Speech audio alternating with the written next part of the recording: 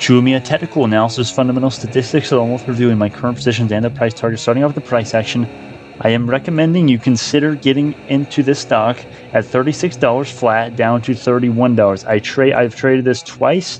I've been successful both times. First time I was entering right here. So you may be wondering, you must have gotten killed then. Short term I did. I averaged down though because I had high conviction and I had a plan. And then I rode the wave higher. Took profits near the top. I don't remember exactly where. And then I do remember pretty specifically where I bought in here this last time. I bought in, I don't know which day it was, but I bought in on the support. And then I sold on the day that it was at its highest. I didn't sell at its highest because it is impossible to play a stock to the cent. Okay, I mean, you can do that. I'm sure, maybe you could do that if you're really lucky, I guess. But yeah, I sold on this little candle wick here. I don't remember exactly where. But this is a very auspicious trade. And guess what's even even better about this? This is a great company long term. The technicals are not just amazing, and it's not a really easy stock to play. I mean, it's relatively easy, right? I mean, if you were going by these levels right here, just getting in on this level, selling the rips, buying the dips, selling the rips. I mean, you've been making a killing on this play. Now, who cares about the past? We don't care about your trades, Brandon. We don't care about these lines here that are literally decreasing my brain cells. What can I do right now? I want to make gains right now, Brandon. Come on, let's go. Short-term tendies, let's go. I told you, get in on this level, but why? Why am I saying that? Well, if we go to the weekly time frame right now, you may be wondering, why are there so many lines? God, Brandon, why?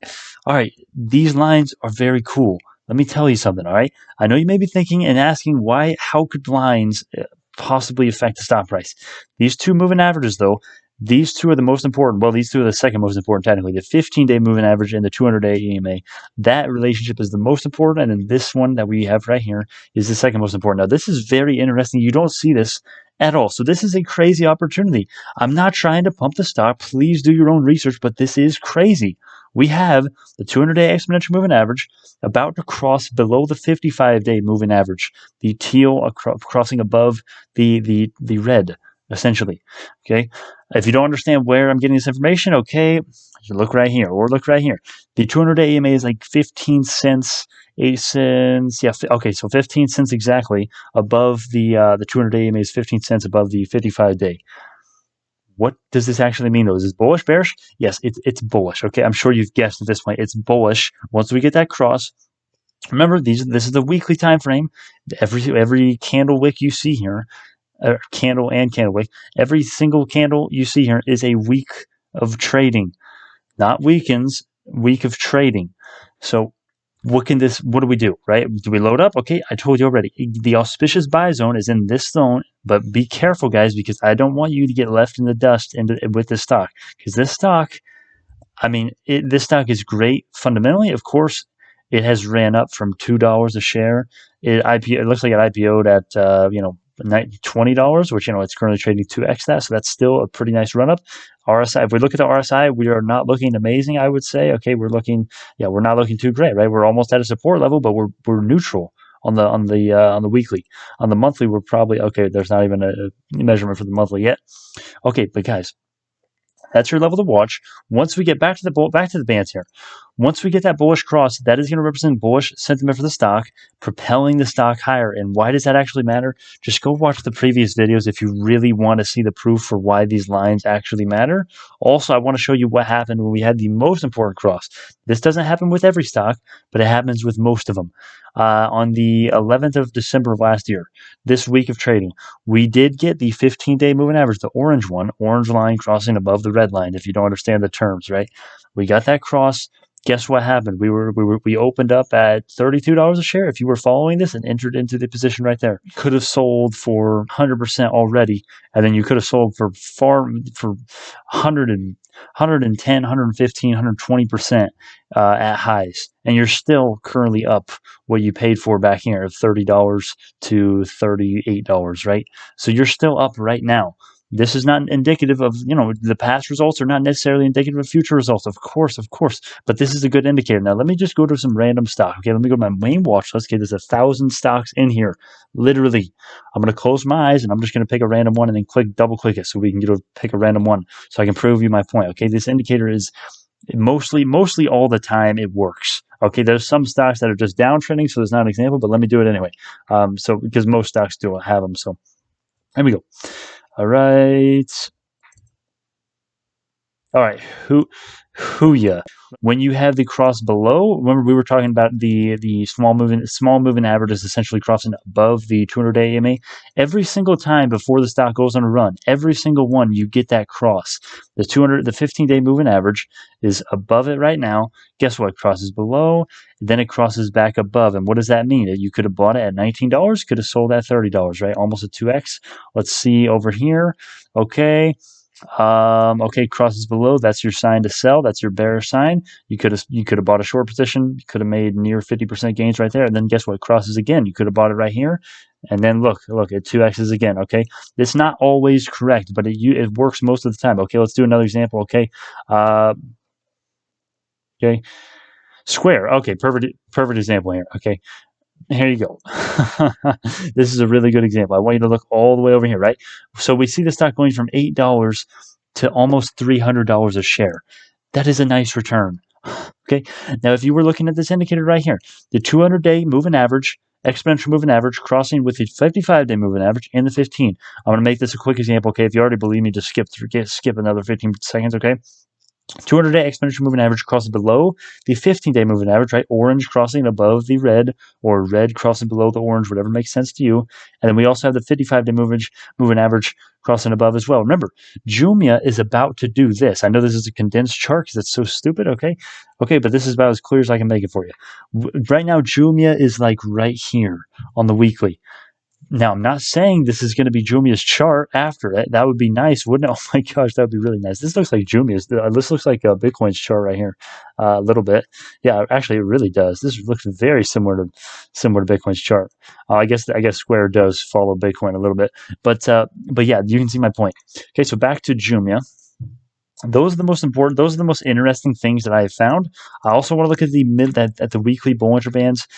If you want to sell, guys, I recommend getting out, considering to get out. If you're swinging this, get in on this ascending support, sell at either this resistance level or this weekly middle Bollinger Band sitting right now at 43.52. Be careful at that weekly Bollinger Band, man. That is nothing. That is a mean machine, man. It is no joke. It is one of the strongest support and resistance levels that you will find. So be wary of that. If we look at the super trend and the stop and reverse indicators, okay, here's another bullish thing right here on the weekly, right? We're on the weekly. We're not on the daily. Remember that weekly indicators are more important and more likely to actually come to fruition and be true in their indication as long as we're reading them correctly, at least somewhat, right? As long as you're not looking at this and you're saying, oh, stop and reverse, bullish, man, bullish. No, this is bearish. Obviously, it's red. It's on the top of the price action. But remember, the weekly time frame is also not as reactive to price action, so that's why you got to look at multiple indicators and multiple time frames. But also the super trend. I know I'm ranting.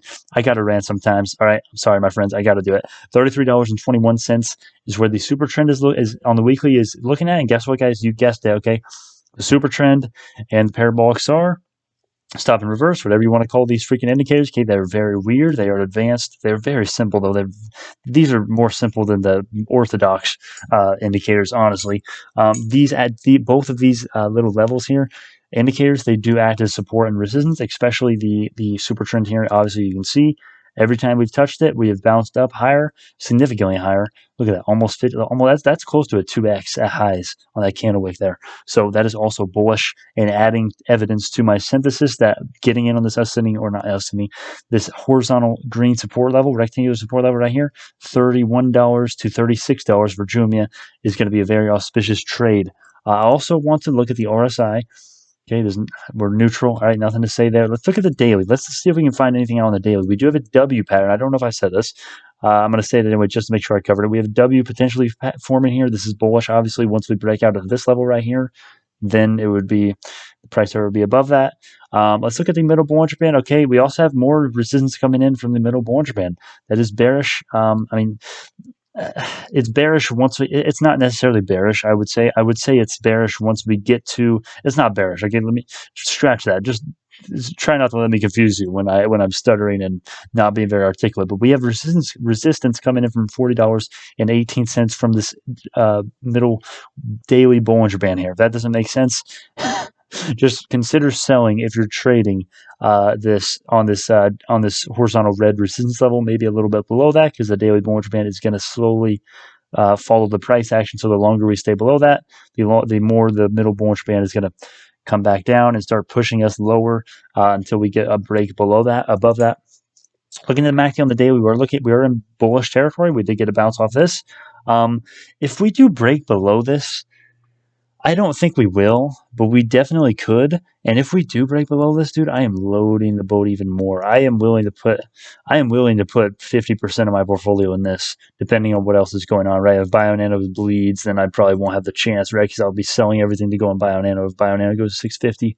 But yeah, if this dips below this level right here, consider loading the boat even more. I'm not gonna worry about that because I don't think it's realistic at this point. But that's something to definitely consider. So that is what we're looking at. This is a recent article, April 7th, from this guy that I'm sure is probably a half-wit because, okay, I shouldn't say that. He might be a half-wit because, let's be honest, most of the articles that we see here are straight up pumps or dumps. A lot of the dumps are just totally blatant and obvious. I want to show you, next time I do a microvision, I'm going to show you, microvision video, I'm going to show you an article that I debunked a couple days, and it was super bearish. It basically said it was going to zero. And the next couple days, next week or two, it spiked 55%. That just goes to show you that, man, a lot of these articles they're just people, man. They don't know any more than we do most of the time. And that doesn't mean some of these guys, I'm sure some of these guys are great people. You know, I could write one of these one day, okay? I don't want to be generalized as a bad person because of this, right? You know, I hate when people do that. But just be wary that a lot of these people that write these articles are not that great. That doesn't mean that this guy's not good, but, you know, just keep that in mind. For Jumia, they just raised $340 million from an offering, and the stock took a hit, and then it traded all-time high. Okay, blah blah. He expects the same thing to happen now, and he decided to add his long position in the stock. Now, what is he actually talking about? $340 million raised. What does that mean? Okay. They did an offering at the market, which is very bullish. Listen to this. This is actually awesome, okay? 8 million, almost 9 million shares offered by Jumia were sold at an average price of $38.90, generating proceeds of basically $350 million. Now, when you have an offering, what typically happens here is that the offering is priced at a discount for the stock. Now, this was on March 30th, so I don't know when the sale was actually executed, right? It could have been executed, okay, March 30th. Okay, well, looks like, okay, so, wow, March 30th, that's when it was. So maybe it was executed like when it was up here. Maybe they were buying shares at a discount because usually they don't do, well, I guess this is an at-the-market offering. Okay, I guess that, never mind. This is an at-the-market offering. Yeah, okay. I was going to say usually offerings that you get a little bit of a discount. It's not actually at the current price or above it. You know, it's above it now. Currently, we're trading at 37, right? So I was like, yeah, but it's at the offering. That's my bad. At the offering, at the market price, sorry. So this is really bullish because when you see institutions buying in at a price that is at or above the current price recently, right? Remember, this is recently. This is April. This is March 30th, right? A couple of days ago, right? Not a couple of days, 10 days ago, 11 days ago. An institution is willing to have and hold, I'm assuming, 9 million shares at an average price of $38.90. That should make you feel very good at having a position around where they do because they are doing their research, and they, of course, everyone likes to lick the arses of institutions because, you know, they know better than we do, right? Because, you know, if you don't do your research, yeah, sure. If you don't know what you're doing, sure, but we do. And a lot of people that trade do, and they still care about institutions. They are dumb. They are stupid. They're half-wits half the time. My friends, I'm telling you, institutions are actually, I'll tell you what, institutions are worse than the freaking article than the analysts usually. Okay, I'll tell you what, on average, in the aggregate, usually institutions are worse. I will say that. Probably, I don't know. I'm just messing around, but either way, guys, the point is still the same. Institutions don't know what they're doing, but guess what? This is still bullish nonetheless. And not all institutions, many of them know what they're doing. Okay, I like to rant about them because it's funny sometimes, I think. But just if you're confused, if you don't know what you're doing, and you're like, "What do I believe here? There's 7,000 things. What's joking? What's not?" This is bullish because an institution is willing to buy 9 million shares and hold it at an average price of $38.90, and the current price is below that. So this is a great buy zone, and especially if we dip, oh my gosh, if we dip to $31 again, I am loading the boat. I recommend you consider doing the same. Oh wow, it was with Citigroup as well. Oh my gosh, I hate Citigroup. Oh man. Okay, but next up, low income takes 800 million Nigerian, South Africans, others offline. Okay, yeah. So Jumia, stay with me here. If you don't know what Jumia does, Jumia is they're an e-commerce platform. They have an app, they have a website, and they sell. They're like Amazon. Okay, they're the African Amazon. Okay, so Africa, right? They're not. There's some great countries in Africa, but they are not as developed uh, as the United States or a lot of other countries, right? They still have 800 million people that are offline without phones or mobile internet access, I guess they call it, between 2020 and now. And this was a perfect article. I was looking for an article just like this, and I did not think I was going to find one. I found it, and look at the date. It was 3 days ago, man. That is insane. I was just looking at this because why does this matter, right? Who cares about how many people are here? Has Jumia has a monopoly over the other companies in their space. There really isn't any other companies in their e-commerce space in Africa, to my knowledge. They also have economies of scale, which just means competitive advantages, like how to navigate the terrain, rough terrain in Africa, and actually get the stuff and ship the items that they are selling through their e-commerce platform and ship them to the addresses of people in Africa that have tough terrain and hard terrain to navigate through. Right, that's economies of scale. But also, what's more important here? Disregard that if you don't understand that. But this is what's important: the total addressable market is this. You know why? Because 800 million people don't have internet access, and once they do, a lot of those people, over time, most of them, if not pretty much all of them, right? There's always going to be some people who don't like phones, but guess what? Phones, ordering stuff on your phone, it's cheaper, it's more convenient, and it's easier. Than going, and a lot of times safer, and it saves a lot of money. Of course, I think I said it was cheaper, but it's better because of those reasons than going to the store and taking stuff and loading it in your vehicle and then taking it home. Right? It's more costly. It takes more time. There's you take obviously when you drive in your car anywhere, there's risk of why would you take the risk driving your car when you just tap a couple buttons on your phone, boom, comes to your door 30 minutes later, right? All right, you get my point here. The total addressable market, and as Jumia, and not as Jumia, as Africa continues to develop, a lot of these people are going to becoming more, they're going to develop, they're going to have more of an auspicious environment to actually get mobile internet access because as Africa develops, more goods, more supplies, higher income, more jobs, right? All this stuff is going to lead to more of a market for Jumia, and they're going to benefit because of this. Okay, I hope it makes sense. But yeah, okay. Finviz, okay, insider ownership and institutional ownership. Insider ownership is very weird. Um, I think I know why this is, but I'm not sure, so I'm not actually going to say because I don't want to be wrong.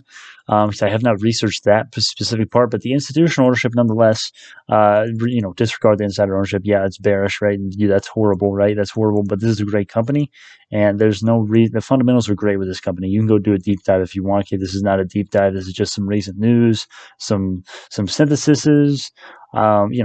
Institutional ownership is very bullish, though 30%. This is what you want to see. Obviously, current positions. Let's look at Jumia's price target is $45. It is currently trading at 37. Okay, so that's what we're looking at. I think it has a higher chance of doing this because I've already told you guys technicals $45. I think we're going to hit $45 easily, if not test this again and then break out higher based on this W pattern. There's definitely a possibility of that. We will see end of year for Jumia, $60. Bear case, I see that. We've already hit that. Holy crap, I got to change that. We've already hit that one. Holy crap. Is that the first end of year price target that I've hit in a month or two? That's insane. Guys, look at this. Look at when I made the price target for Jumia. I made it when it was trading at $37. I predicted nearly a 2x and already got there. That is crazy. That is awesome. I think that's the only one that I've hit so far, but that's what we're looking at. Bull case is 100 to 130. So yeah, that's what we're looking at as far as the price targets for Jumia. Merchandise is almost here. Titles and clickbait. I honestly already went into this in the last BNGO video. If you want to go check that out, check it out. It's not financial advice anyways. Thank y'all so much. I'll see y'all in the next one.